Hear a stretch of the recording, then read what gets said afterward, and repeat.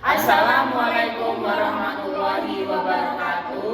Kami dari kelompok 2 ingin memaparkan materi tentang perjuangan tokoh penjaga keutuhan bangsa. Sebelumnya perkenalkan, nama saya Dinar Ayu Prastiwi, absen 13.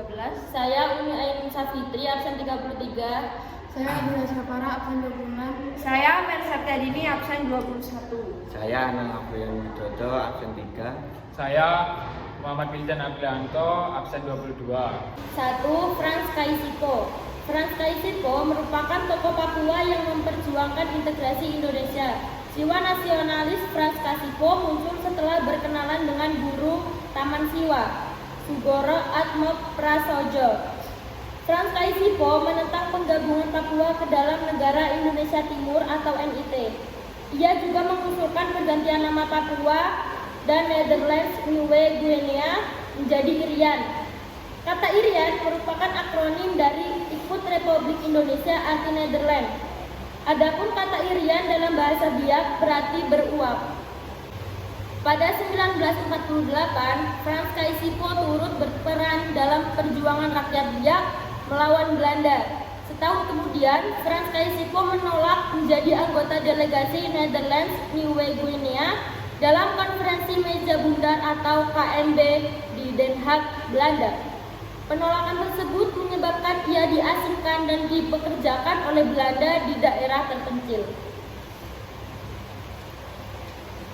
2. Silas Papare. Silas Papare merupakan tokoh Papua yang memperjuangkan integrasi bangsa Indonesia.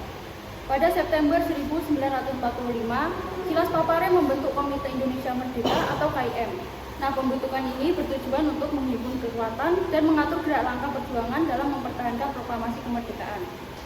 Pada Desember 1945, Silas Papare berusaha mempengaruhi para pemuda di Irian Barat yang tergabung dalam Batalion Papua untuk melakukan pemberontakan. Aksi tersebut ditangkap dan dipenjara di Jayapura oleh Belanda. Setelah bebas, Silas Papare membentuk Partai Kemerdekaan Irian Indonesia atau PKII. Tindakan Silas Papare tersebut mendapat respon negatif dari Belanda. Silas Papare pun kembali ditangkap dan dipenjara di Biak. Setelah keluar, Silas Papare diundang pemerintah Republik Indonesia ke Yogyakarta untuk membantu pemerintah Republik Indonesia mengintegrasikan wilayah Irian Barat dalam wilayah Republik Indonesia. Pada 1962, Belanda bersedia melakukan perundingan untuk menyelesaikan masalah Irian Barat. Perundingan tersebut dilakukan di New York, Amerika Serikat. Dalam perundingan tersebut, Silas Papare menjadi wakil Irian Barat. Perundingan tersebut menghasilkan persetujuan New York yang ditandatangani oleh wakil pemerintah Belanda dan pemerintah Indonesia. Ida Anak Agung, Gede Agung. Pada masa awal kemerdekaan Ida Anak Agung, Gede Agung menjabat sebagai Perdana Menteri dan Menteri Dalam Negeri Negara Indonesia Timur atau NIT. Ida Anak Agung, Gede Agung bersedia menjabat posisi penting dalam pemerintahan NIT karena ia berupaya melemahkan negara boneka bentukan Belanda tersebut dari dalam. Ia bersama teman-temannya dalam Bijen Coms for Federal Overleg BFO pun berusaha memperjuangkan persatunya NIT dalam NKRI. Pada 1948, Ida Anak Agung, Gede Agung turut berperan dalam mengadakan pertemuan musyawarah. Selain itu, ia aktif memperjuangkan pengakuan kedaulatan Indonesia melalui jalur diplomasi. Setelah Indonesia memperoleh pengakuan kedaulatan, Gede Agung diangkat sebagai Menteri Luar Negeri Indonesia tahun 1955 sampai 1956. Sebelum menjabat Menteri Luar Negeri Indonesia, Gede Agung menjabat sebagai Duta Besar Republik Indonesia untuk Belgia pada 1951 dan Duta Besar Republik Indonesia untuk Perancis pada 1953. 4. Sri Sultan Hamengkubuwono IX. Sri Sultan Hamengkubuwono IX merupakan Raja Kesultanan Yogyakarta yang dinobatkan pada 18 Maret 1940. Pada September 1945, Sultan Hamengkubuwono IX menyatakan Kesultanan Yogyakarta sebagai bagian Republik Indonesia. Sejak masa awal kemerdekaan, Sultan Hamengkubuwono IX telah memberikan banyak fasilitas dan jaminan keamanan bagi pemerintah Republik Indonesia untuk menjalankan pemerintahan.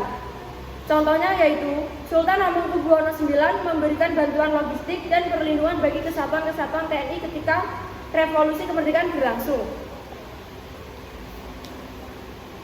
Sikap pro-Indonesia tersebut kembali ditunjukkan ketika terjadi agresi militer Belanda. Pada masa itu, Sri Sultan Hamengkubuwono IX bersedia memberikan jaminan keamanan atas penyelenggaraan pemerintahan Indonesia di Yogyakarta. Sri Sultan Hamengkubuwono IX pernah menolak tawaran tersebut.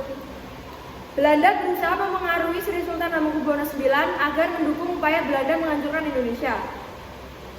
Akan tetapi, berbekal semangat nasionalisme, Sri Sultan Hamengkubuwono IX tetap teguh berdiri di belakang Republik Indonesia.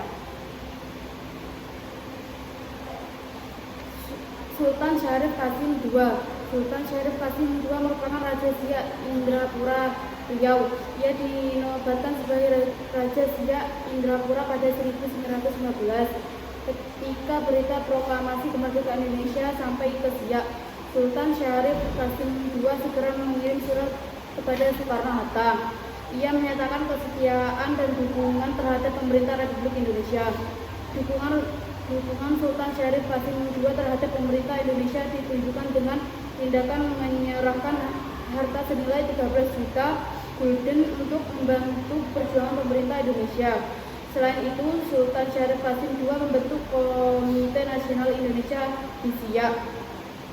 Ia juga mengibarkan bendera merah putih di Istana Kesultanan Siak dan mengajak raja-raja lokal di Sumatera untuk mendukung Republik Indonesia. Pada masa revolusi kemerdekaan, Sultan Syarif Qasim II aktif menyuplai bahan makanan dan kembali menyumbangkan hartanya untuk memperjuangkan pemerintah Indonesia di Yogyakarta. Belanda sempat menawari Sultan Syarif Qasim II menjadi Sultan Boneka Belanda. Akan tetapi Sultan Syarif Qasim II menolak dengan tegas dan tetap memilih bergabung dengan pemerintah Republik Indonesia.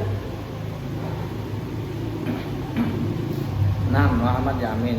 Muhammad Yamin dikenal sebagai tokoh nasional yang berjuang demi integrasi bangsa melalui pikiran politik dan sastra. Keterlibatan dalam politik melalui ketika bergabung dengan John Sumantranen Bond. Muhammad Yamin juga menjadi pelapor iklan Sumpah Pemuda. Selain itu, ia menjadi salah satu tokoh yang menyumbang konsep Pancasila dan UUD 1945. Pada era kemerdekaan, Muhammad Yamin menduduki jabatan-jabatan penting dalam pemerintahan, salah satu anggota KNIP. Selain itu, Muhammad Yamin pernah memegang jabatan sebagai menteri, yaitu Menteri Pendidikan dan Kebudayaan serta Penerangan. Muhammad Yamin juga merupakan sarjana yang menghasilkan karya. Karya-karya Muhammad Yamin antara lain Gajah Mada, Sejarah Peperangan Diponegoro, dan Tang Malaka. Tokoh militer penjaga integrasi bangsa. 1. Siswondo Parman. Perannya yaitu membongkar gerakan rahasia yang akan dilakukan Angkatan Perahu Ratu Adil atau APRA, menolak rencana PKI untuk membentuk Angkatan Kelima. Penolakan S.